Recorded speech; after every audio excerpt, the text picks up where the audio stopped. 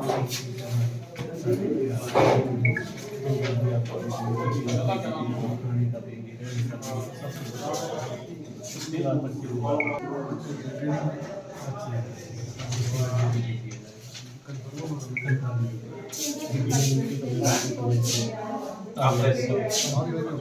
ही नमस्कार जी। जो आज की कंपनी है वो है SIS सिक्योरिटीज।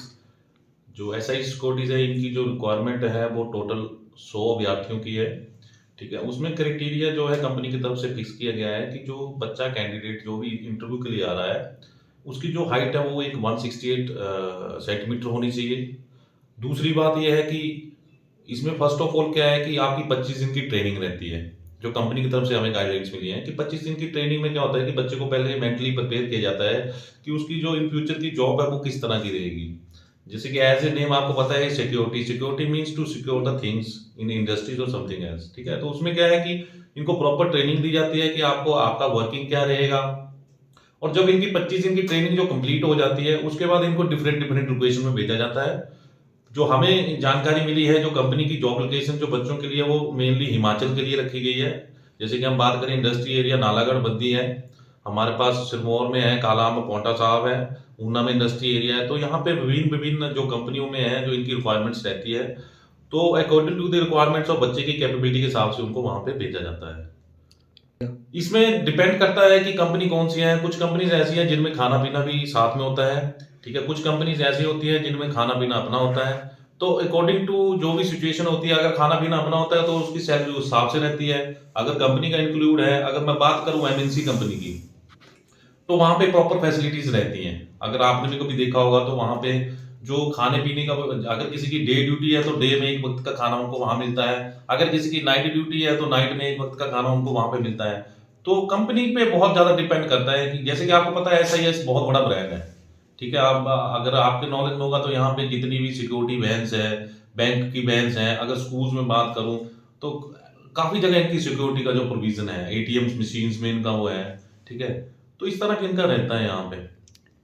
अभी तक हमारे पास जो है 45 कैंडिडेट्स आए हैं, तो उसमें से कुछ जो कैंडिडेट्स हैं वो इसलिए एलिजिबल नहीं हो पाए कि उनकी हाइट नहीं पूरी हो पाई।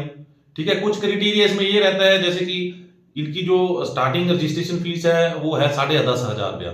वो 10,500 रुपया कंपनी की तरफ से इसलिए रखी गई है क्योंकि हमारे पूछने उन्होंने ये बताया कि जैसे कि बच्चा हमारे पास इनरोल्ड होता है, तो उसमें जो 10,500 रुपये में क्या होता है, 25 दिन की ट्रेनिंग जब उनकी होती है तो उसमें बच्चे को हम 2 ड्रेस प्रोवाइड करते हैं, उसमें 2 शूज के जो पेयर्स हैं वो प्रोवाइड करते हैं।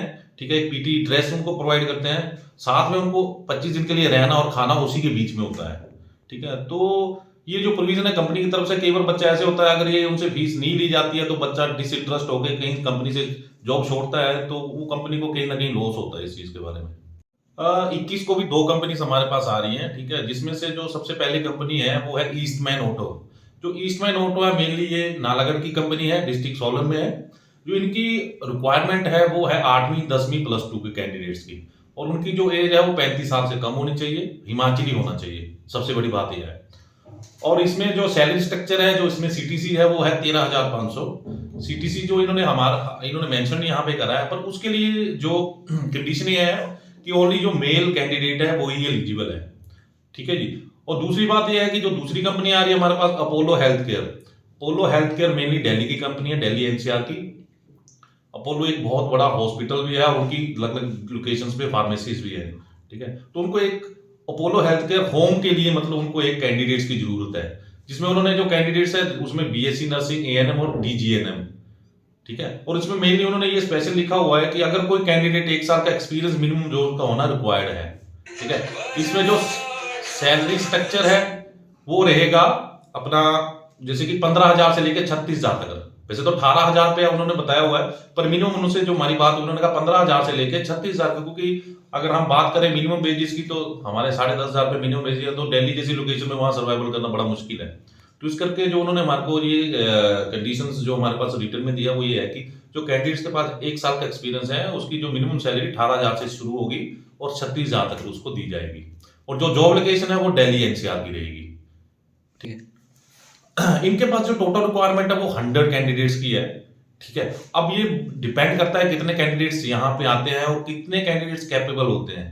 ठीक है, वो कैपेबिलिटी चेक करने के आधार पे ही मतलब कैंडिडेट्स लेके जाएंगे। और मेरे को लगता है कि हिमाचल में उनका ये पहला ड्राइव है जो कि डिस्ट्रिक्ट एम्प्लॉयमेंट एक्सचेंज हमीरपुर में करवाया जा रहा है। इससे पहले मेरे को नहीं लगता कि किसी एक्सचेंज में अभी तक ये प्रोसेस हुआ है। इन फ्यूचर में भी हो सकता है कि अगर उनका रिस्पॉन्स अच्छा रहता है तो वो आगे भी इस तरह की प्रक्रिया आगे को चलाए रखें।